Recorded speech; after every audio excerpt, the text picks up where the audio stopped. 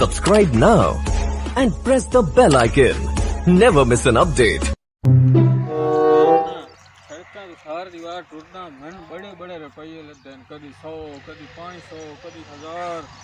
मन बड़े बड़े मेरी बड़ी लॉटरी खुली हुई है, बड़े पैसे मन लग देन मैं सार दीवार शहर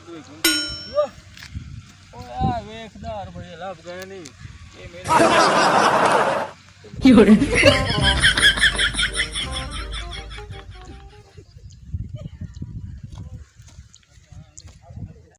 अच्छा ठीक है आजा पैसे ना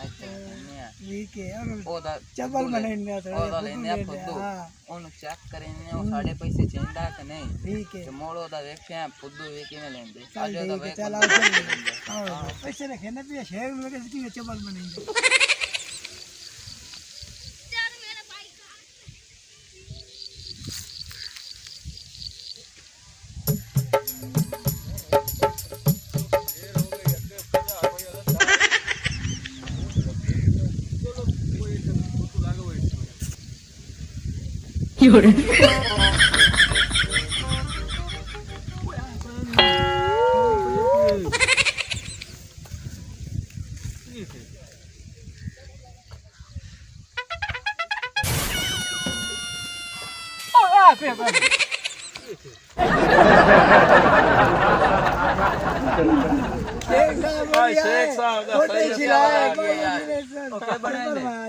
शेख ना आई